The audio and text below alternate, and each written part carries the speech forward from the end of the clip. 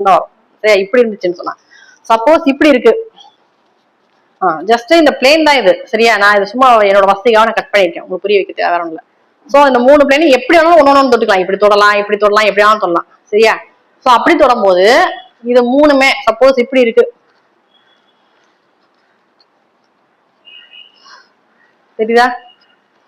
இது ரெண்டும் இது ஃபுல்லா டச் ஆயிட்டு, இந்த படம் வைக்கிறேன், இது ரெண்டும் ஃபுல்லா டச் ஆயிட்டு.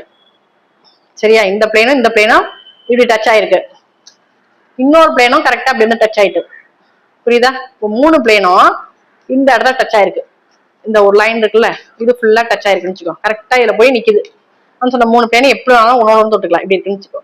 சோ அப்போ இப்ப எப்படி இருக்கு, இப்படி இருக்குன்னு வச்சுக்கோ. தெரியுதா?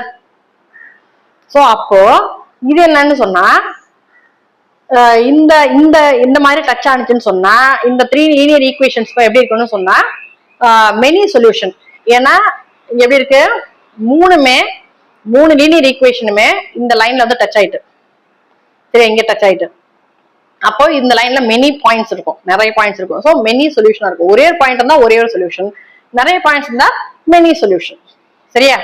சரி, ஓகே. சப்போஸ் இப்படி இருக்கு, 3மே ஒன்னோட ஒண்ணு தொடல, இப்படி கூட இருக்க வாய்ப்பு இருக்கு. சோ சொல்யூஷனே வராது இங்க. சரியா? இல்ல சப்போஸ் இப்படி இருக்கு, இது ரெண்டும் தொட்டிருக்கு, இதுவும் தொட்டிருக்கு. சரி, எப்படி வைக்கலாம், இந்த 2 பிளேனும் தொட்டிருக்கு. சரியா?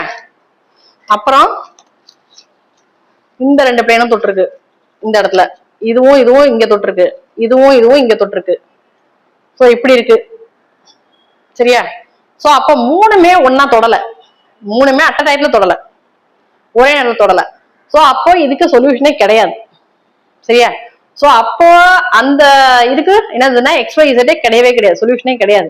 சோ அப்ப இது எப்படி இந்த கண்டிஷன்ல பிளேன் 3 பிளேன் இருக்குன்னு சொன்னா நம்ம சால்வ் பண்ணது எப்படி வரும்னு சொன்னா ஃபால்ஸா வரும். அதாவது லெஃப்ட் சைடு ஒரு ஆன்சர் வரும், ரைட் சைடு ஒரு ஆன்சர் வரும். சரியா? இப்ப சொன்ன 3 பிளேனுமே இப்படி இருக்குன்னு வச்சுக்கோ, இப்படி டச் ஆயிருக்குன்னு வச்சுக்கோ.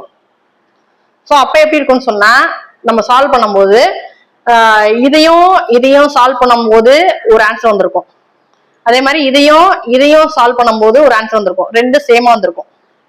இல்லாட்டினா 0 வந்திருக்கும். இதையும் சால்வ் பண்ணி ஒரு ஆன்சர் வந்திருக்கும், அப்புறம் இதையும் இந்த சென்டர்ல இருக்க இதையும் சால்வ் பண்ணி இன்னொரு ஆன்சர் வந்திருக்கும்.